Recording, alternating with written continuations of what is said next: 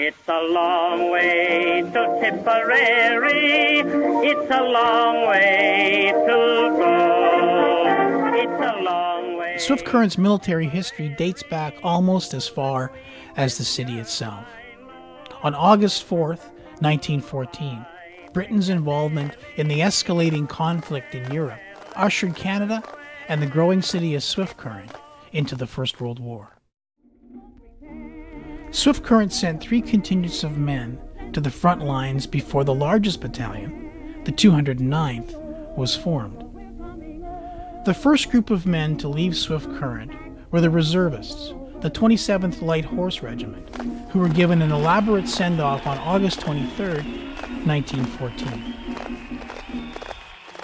By May, the newly formed 209th Battalion reached their target of 1,000 men.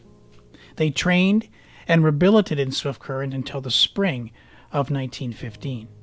At first, men were eager to sign up and serve king and country, but enlistment declined quickly after word came back of horrendous casualties. In 1917, Ottawa imposed conscription or compulsory military service in order to honor Canada's commitment of 500,000 men. For over 4 years, World War I raged on, leaving in its wake a toll of death and destruction such as the world had never seen. On November 11, 1918, the Allies and Germans signed the armistice to end the fighting of the First World War. It was considered to be the war to end all wars, and yet, some 20 years later, Swift Current men were once again called upon to serve their country. 92-year-old D-Day veteran Hewitt Murch remembers. So I just decided it was time to join the service. And deep down, I think Winston Churchill, with his speeches, had a lot to do with pushing a lot of us into the service. You know, he was one that we knew was going to come out right, and we wanted to back him up. At least that was in my feelings anyway. I can still hear him talk. We shall fight on the beaches, we shall fight on the landing grounds, we shall fight in the fields and in the streets, we shall fight in the hills, we shall never surrender. In September 1939, Canada declared a state of war, standing up for its allies, summoning all its human, industrial, and financial resources in an ongoing war effort. Canada mobilized the mightiest military force in its history. At sea, on land, and in the air, Canada was involved in the great campaign that led to the fall of the German Reich and brought back peace. During the Second World War, the 27th Light Horse Infantry was renamed the 14th Canadian Hussars. In 1941, the regiment was mobilized in Swift Current, and its members joined with other personnel in England to form the 8th Reconnaissance Division, or 8th Recce. This group of men landed on the beaches of Normandy on D-Day. D-Day was on June the 6th, 1944. I made it down to my tank and got my vehicle, got the communications going again, and then of course we landed, and then we proceeded on up where our group were. You grew up fast, very fast. During both the First and Second World War, Swift Current did its part.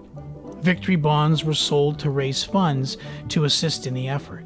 Each year, Swift Current gained its honor flag for reaching its annual campaign targets. We were buying them ourselves, you know. Part of our pay went into victory bonds, and I think the schools, even the school children, were putting their quarters and whatnot into victory bonds. Swift Current and surrounding communities helped in whatever way they could.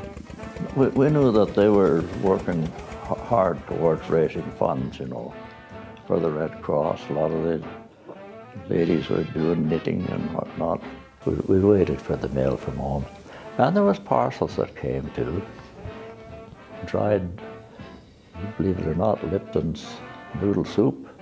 That was going at the time, and that tasted pretty good. Some of that, and of course we must remember that if it hadn't been for the people working in the factories, the munitions and the machinery and whatnot, we could never have kept things going. From 1940 to 1944, Swift Current also served as a training base for pilots with the British Royal Air Force Aerodrome. The city itself, with only 5,000 residents, soon enjoyed the economic benefits to hosting 1,500 fully employed young men. Swift Current's war efforts continued throughout the years, including the Korean War from 1950 to 1953, and peacekeeping missions around the world, including Cyprus, Serbia, and Egypt. The support has changed and evolved over the years, bringing us to today with modern-day conflicts in Afghanistan. Through it all, the one constant has been the Royal Canadian Legion Swift Current Branch number 56. Since 1926, the Legion has been the guardians of remembrance, a driving force in the community. It started out as an old boys' club in 1926, a place for veterans to share their stories with one another. Over time, the role of the Legion has changed. With veteran care, community service, and promoting remembrance, the Swift Current Branch is an integral part of the community. And that's why I think it's important that we are able to carry on with selling the wreaths and selling the poppies. And I must say that the cadets in here do a wonderful job. They help in all sorts of ways. We're lucky to have them. Hewitt has been a member of the Legion for over 60 years. In 2012, during the visit of His Royal Highness Charles, Prince of Wales, Hewitt was awarded with the Queen's Jubilee Medal for military service. But the Legion is still deep in my heart. It's been a good organization. And I hope that it can continue on because we need it. Throughout the years, Swift Current remembers those who gave us the gift of freedom. Cenotaphs, monuments, and Remembrance Day services are a powerful way to continue the legacy.